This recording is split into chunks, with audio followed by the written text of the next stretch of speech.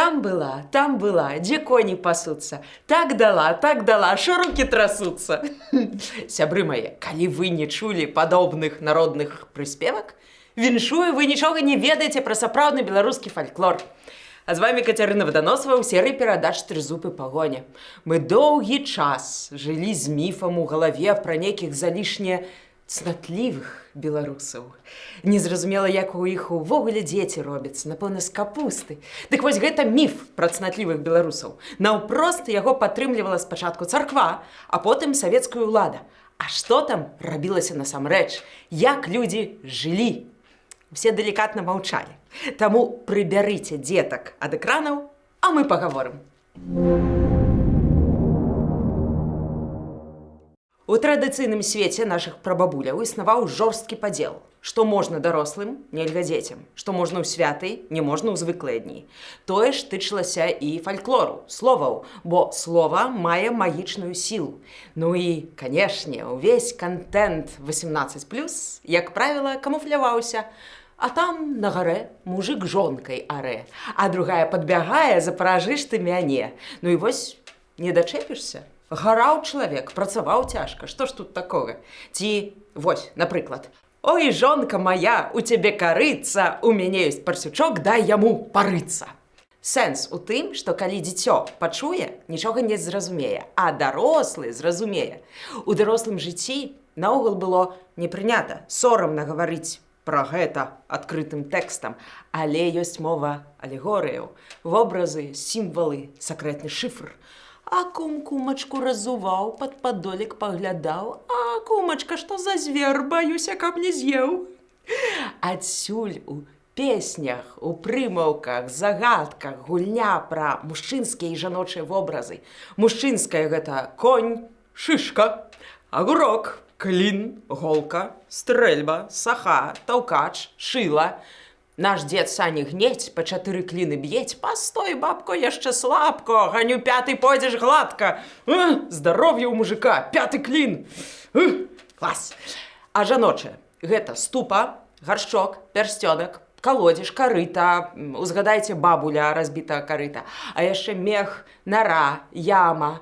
І калі мы чуем сюжэты з матывамі напаіць коня, гараць, таўкчы, каваць, пароць, дзяўбсці, церці, то тут з імі ўсё ясна. Ясю коніка паіў, Кася воду чэрпала. Гэта вельмі паэтычна, праўда? Але вось, напрыклад, даволі празрыста і не паэтычна. Ах ты, сідар макацёр, на парозе бабу цёр. Узгадайце песні пра тое, як казак маладзенькі дастае з калодзежа вядзерца ці залаты пярсцёнак, а пасля маладзіца выходзіць за яго замуж. Узгадайце, як казачэнька просіць напаіць ягонага каня. Ось вядома, што ва ўкраінскай мове, што ў беларускай «Ой, чый там кінь стаіць» альбо «Ой, сівы конь бяжыць». Все мы яе ведаем. І песня гэта не пра каня, а самі ведаеце пра што. Ну і яшчэ сюды ж сюжэты пра Галю і палаючую сасну. Шырока вядомая і ва ўкраіне, і ў нас на Палесі. І мне вось калісьці, калі я была яшчэ маладая, было цікава, якога лешага там гарыць сасна. Гарэла сосна палала. Ці вось гэты дзікі абсалютна сюжэт, калі Галю казакі прывязалі да сасны касамі і падпалілі. Каб што? А палаючая сасна спадарства – гэта шыкоўная проста мастацкая алегорыя палавога акту. Таму ёй і косы завязалі на той сасне. Распушчаныя косы – страта дзявоцтва. Гэта песня перасцярога перад чужымі казакамі, гусарамі, уланамі. Ты з імі не хадзі, ты не вер, а на Дунай з імі не езжай, а то вось як будзе. Карацей, ніводная сасна насамрэч у той гісторыі не пацярпела. І экалогія тут ні пры чым. Сябры, хвілінку ўвагі. Не забывайцеся пра падабайку і падпіску на наш канал, калі вы не ў Беларусі і вам гэта бяспечна. А таксама пра данаты, калі вы лічыце, што наш прадукт варты, цікавы, і калі вы хочаце, а вы хочаце, каб мы выходзілі надалей. Дзякуй вялікі.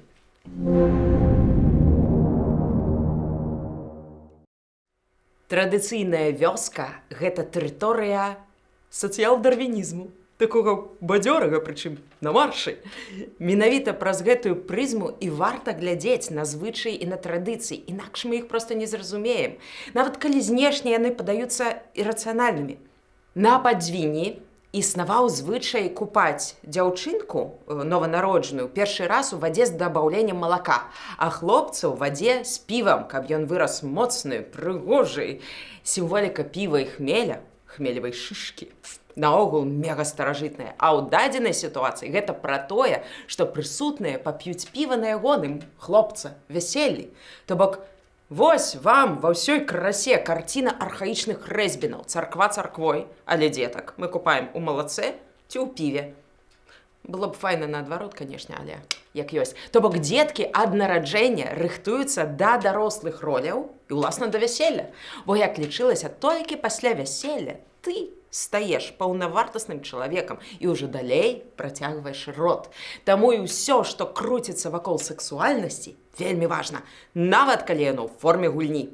Бяскрыўдныя вось гэтыя, здаецца, забавы, цярэшка, яшчур, ух, як я гуляла і ў цярэшку, і ў яшчура. Яны маюць сексуальны падтэкст. Пасля іх моладзь часта ішла на падначоўкі, разам, парамі, ішлі класціся спаць. Па правілах спаць, менавіта спаць.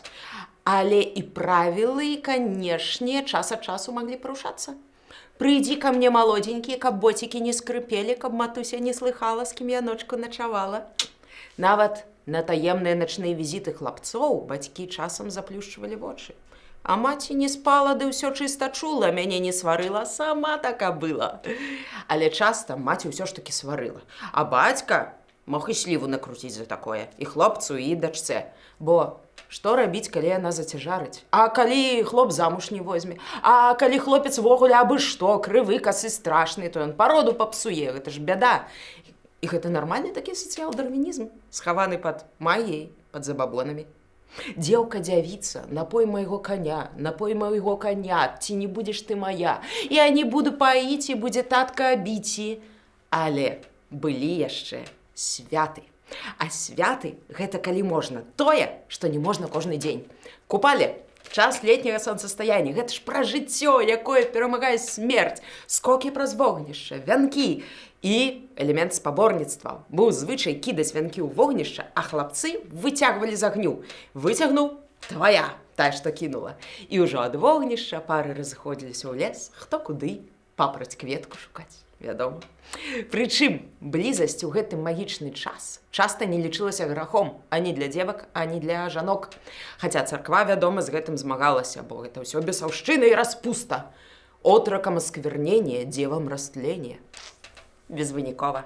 Расплеценая каса, згублены вянок, мокры фартух.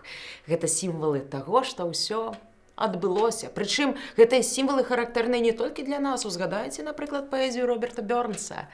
Чаму ў цябе, дзіцятка, фартух мокры? Малайцы, бацюшка, купаліся, дык маім фартухом уціраліся. А вось яно што. Бывае. Але не купалем адзіным. Вось прыклады даволі позняга фальклору, запісанага ў 60-е гады, але сам сэнс перададзены выдатна. Гаспадыня ябася, каб скаціна вялася, яе дзеткі ябліся, каб авечкі вяліся. О! Фішка ў тым, што плоднасць зямлі, сам дабрабыт як такі і палавы акт, яны ў традыцыйнай свядомасці ідуць побач нага ў нагу, бо эрас – гэта перамога над смерцю. Полавы акт з жанчынай, ён тоесны ўзворванню зямлі. На віцебшчыне, каб пшаніца ўрадзіла, гаспадар сеяў яе ўначы голы. Ну, канешне, не на ўсёй віцебшчыне і не заўсёды, з папраўкай на час і на месца. Тое самае, калі гаспадар садзіў гуркі. У больш познія часы проста палена з сабой браў як такі займеннік. З паленам пайшоў гуркі саджаць. Лён на Падзвінні, напрыклад, сеялі на Канстанціна і Алену, гэта 3 чэрвеня. Пры гэтым голымі качаліся па зямлі, каб лён быў даўгі. Полавы акт на свежай раллі – гэта ўвогуле норм. Бо ты фактычна задаеш зямлі функцыю, ставіш задачу на жыццё, не на смерць. Дарэчы, такой самай перамогай над смерцю быў смех, так? Смех, гумар. Таму эратычныя матывы ў фальклоры, як правіла, вясёлыя, нават сексуальныя няўдачы. Нармальна, таксама весела. Вось прыклад жаночага тролінгу. А ну ты ж не душці, на цябе ліха, капашуся, варушуся, а ты ляжаш ціха. Ці яшчэ. Шавялі, бабка, ногой, не магу, кормилец мой, я бы рад шавяліць, шавялуха не стаіць. Ці вось. Жніце, дзеўкі, жніце, кручай спінкі гніце, станавіце снапы ў рад, павярніце нам хоць зад. Гэта апошняе, дарэчы, з запісаў этнографа Мікалая Нікіфароўскага. Я нічога тут не выдумляю. Добра, што гэта ёсць, бо пэўныя сюжэты, скажем так, нават калі яны і былі запісаныя, пасля не выдаваліся, бо цэнзура, а часта і не запісваліся, бо і так не выдаш, сорам. І вось атрымлівалася, што вёска ў нас нібыта такая сарамлівая, цнатлівая, пурытанская. Але дзе ж сарамлівая, калі мы чытаем, а гэта запісы 19 стагоддзя. Люблю, люблю Петеньку за сладкую канхечынку, як паложыць у раток, дык заныць жываток. Альбо сінія штаны, белая падкладка, а што ў штанах, тое будзе сладка. Альбо як у полі, пасядзеўка коні, прыйшоў да яяка, ставіў дзеўку ракам. За што купіл, за той прадаю. І вось, ёсць у фальклоры і пра аднаполавыя стасункі, і пра перапрананні, і пра здрады, куды ж без гэтага, араць чужую ніўку, гэта пра любіць чужую жонку. Распаўсюджаны вельмі сюжэт здрада маладой жонкі немаладому мужу. Гісторыя старая, як свет. Прыйдзі, малады хлопча, на першую гадзіну, ідзі, стары муж у лес па каліну. Калі, міленькі, ты мне не верыш, павесь званочак на падпалочак. Як хто затроніць, званок зазвоніць. Званочак звініць у садзе ля хаты, а муж не чуе, бо глухаваты. Праўда, былі і больш радыкальныя сродкі пазбавіцца ад нялюбага мужа. А я мужика не полюбила, завяла ў садок і павесіла. Калі у вас хоць ураз в жыцці былі падобныя думкі, то вы напішыце, калі ласка, ў каментарах. Добра, у нас тут все свае. Хаця да здрадаў у народнай культуры, канешне, ставіліся так сабе. Было павер'е, што мужик, які ходзіць налева, абавязкова аблысее, бо чужая мяккая падушка лысіну працярэбіць. Вы ж все ведаеце гэтую песню. А чаго ж ты лысы, без валаса стаўся, ад таго, што рана з дзевачкамі знаўся. Вось, калі вы маеце такіх сяброў, якія аблыселі пры загадкавых абставінах і заўчасна, то смела пішыце пра іх у каментарах, мы пачытаем. Асаблівай юрлівасцю, я вельмі люблю гэтае слово, юрлівасць. Нават не памятаю, як яно перакладаецца на расійскую мову. Так вось, асаблівай юрлівасцю паводле народных уяўленняў вылучаліся папы і ксяндзы. Гэта, дарэчы, не на пустым месцы. З судовых дакументаў 18 стагоддзя вядомыя выпадкі, калі служыцелі культа пад выглядам экзарцызму займаліся банальнымі згвалтаваннямі. Але звычайна падобныя гісторыі гулялі як вясёлыя плёткі. Бо поп ці ксёндз – гэта ж такое мясцовае селебрыці. Быў адзін поп, даваў такі падкі, што немалі ўсіх маладзіц перапробаваў. Уже збіраліся дзецюкі абстрыгці яму косу да перабіваць ногі, але баяліся граху. А вось адваротны бок медаля. У этнографа Сішпутоўскага ёсць аповед «Адукаваны бычок». Дык там жанчына раіць бяздзетнай сяброўцы, як зацяжарыць.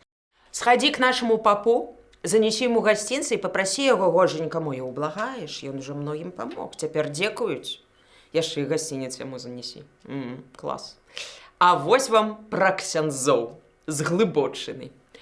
Трэба, дзяўчыначка, пераспавядаць. Ці прыйшлося дзяўчыначка перадпрабаваць? Не давала пані ксёндза, не дала нікому, толькі дала перад ксёндзу маладому. Будуць табе, дзяўчыначка, грахі адпушчоны, бо то ж цябе прабаваў чалавек свянцоны. Такая балада пра свянцонага чалавека. Ой, так, добра. Але усе ж яны, вось гэтыя папы, ксяндзы, палюбоўнікі, палюбоўніцы, яны насамрэч свае, нейкія як родныя. А вось з кім, паводле традыцыі, увогуле нядобра мець кантакт, дык гэта з чужынцамі. З маскалямі, з цыганамі, жыдамі, мазурамі, з усімі, хто не свой. І тут проста горы ўсяго, як чужынцы распускаюць рукі з жонкамі, хто там прадаў жонку за машонку, хто чэсці не маюць проці шэрсці піхаюць. Мараль такая: нельга, гэта чужое, не бяры, фу, кака. Маскалёў, напрыклад, лічылі распуснымі. Як пішуць этнографы, гэтае ўяўленне сыходзіла ад назірання за жыццём старавераў, якія ў нас тут жылі з часоў Рэчы Паспалітай. Пра іх неяк мы, напэўна, зробім асобную серыю. А маскалямі ў нас, як правіла, і называлі або старавераў, або расійцаў-вайскоўцаў, што тут служылі. Бо іншых расіянаў тут асабліва ніхто ніколі і не бачыў. Ну і вось, раз пайшла такая п'янка, давайте пару словаў пра мацюкі.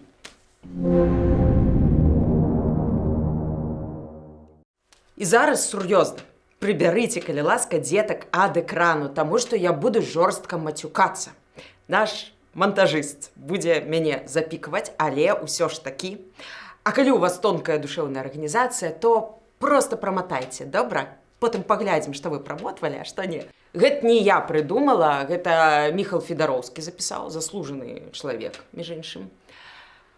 Зараз збяруся з духам. Сёнды-сёндычанкі, на балоце крынічанкі, вох там пізды сядзяць, тапорчыкі дзяржаць, прыйшоў хуй начаваць, яны яго зарубаць. Ох, хуй не дурак, выняў 3 палачкі, а 4-й хуёк сюды мах, туды мах, выцяў пізду па зубах, пайшла пізда гукаючы, па 7 сажань ступаючы, як ідзе, так ідзе, камар мушаньку ебе. Ох, я гэта прачытала. Але гэта яшчэ не ўсё, бо заканчваецца песня вельмі такім душэўным, лямпавым дыялогам дзеда з бабай. Зараз збяруся з духам.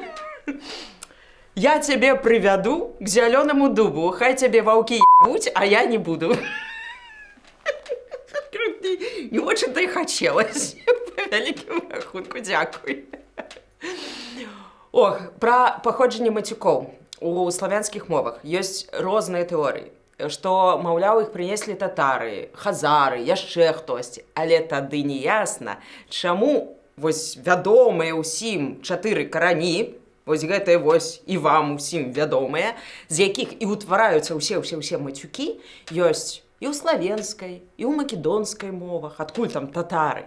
Хутчэй за ўсё гэта спрадвеку славянскія словы. Ёсць тэорыя, што гэта старая паганская спадчына, абрадавая, а ва ўмовах двухвер'я ў часы Русі мацюкі сталі атаясамлівацца з чымсьці дэманічным, з таемным, бо царква з гэтым ваявала. Ваявала, але яно ўсё адно праяўлялася. Вось на камяні ля фундамента Сафійскага сабору ў Полацку 11 стагоддзя, між іншым, даследчыкі знайшлі выдрапанае слова «да», а побач імя Пётр. Літары «з» і «р» у словах чамусьці злучаныя. Дадумайце самі, што гэта за дэтэктыў і рэбус такі. У часы Ярослава Мудрага, калі хто назаве чужую жонку блядзю, а будзе гэта баярская жонка, то плаціш штраф 5 грыўняў. Гэта фантастычныя проста грошы. Можаш адразу пайсці павесіцца. За абразу сялянкі ці гараджанкі таксама плаці, але значна менш. За збіццё чужой жонкі таксама штраф. То бок гэта юрыдычна паміж сабою падобныя з'явы, абраза словам і абраза дзеяннем. У 1560-м нейкі ляхавіцкі габрэй Шмойла Ізраілевіч падаў у суд на маскоўскага купца Івана Скугара за тое, што той назваў яго блядзіным сынам. Калі жанчыну нехта называў курваю, можна было таксама звярнуцца ў суд. Карацей, нельга было так казаць незнаёмым людзям, непрыгожа. І зараз таксама нельга казаць так не толькі незнаёмым, але і знаёмым, непрыгожа. Цікава, што на Палесе мацюкацца было сувора забаронена жанчынам, а мужчынам нібыта можна. У іншых рэгіёнах ужо ў 19-м, на пачатку 20-го стагоддзя мацюкі лічылі салдацкай мовай, бо салдаты, маскалі, вось яны і мацюкаюцца. Такі карпаратыўны сленг. Сэнс такі, што пры людзях шырока гэтыя словы стараліся не ўжываць. А вось агульна прынятай грамадствам гэтая лексіка стала пры бальшавіках у 20-е гады. Чаму? Бо размаўляць без мацюкоў значыць выдаваць сваё класава чуждае происхождение. Можна і на падвал заехаць. Так-то. А калі ты пралетарый ці косіш пад пралетарыя, то мацюкайся. Паводле ўспамінаў тых, хто прайшоў гулаг, адзіным шансам трапіць на добры ўлік у адміністрацыі было пачаць крыць матам, бо ты ўжо свой. І гэта крыць матам пачыналі і прафесары, і мастацтвазнаўцы. У беларусаў жа, калі мы кажам пра вёску, такую народную стыхію, хапала і сваіх вульгарызмаў без матаў. Мат быў, але зусім не абавязковы, як выключэнне, бо ёсць І іншыя спосабы абразіць чалавека. Напрыклад, сярыды з сабой бяры, дупа драная, каб ты з ракай дыхаў, ідзі палічы ў срацы зубы, патрэбны ты мне, як у срацы валасы, ведае ён, дзе курэй цыцкі, ды ён на цябе нават сірачы не гляне. І гэта я да ночы магу казаць падобныя фразеалагізмы, даруйце, калі ласка. А вось вам яшчэ на развітанне адно словца, пра якое я ледзьве не забылася. Паябешачка. А што яно значыць? Калі вы ведаеце, пішыце ў каментарах. І вы можаце справядліва запытацца: Катя, навошта ты нам гэта ўсё расказваеш? Якая ты кепская і дрэнная жанчына? Для чаго? Па сцёбу? Не, сябры, гэта гісторыя пра тое, што народная культура ў шырокім сэнсе, яна ўсеабдымная, там ёсць і прыгожая, і вульгарная, і эрас, і танатас. Там ёсць усё, гэта цэлы свет. А калі сваю культуру мы звужаем да патанцулек у доме культуры, у этнаграфічных нейкіх строях з какошнікамі, то мы там і застанемся, у гэтым самым доме культуры, у чырвоным кутку. І я думаю, што гэта не лепшая насамрэч опцыя. А вы як думаеце? Можа, усё гэта тое, што я раней сказала, трэба забараніць? Фу-фу-фу. А? Пішыце ў каментарах, калі, канешне, вам гэта бяспечна. Там і сустрэнемся. А на сёння мы развітваемся. Будзьма разам з сапраўднай традыцыяй і гісторыяй. Будзьма разам з Украінай.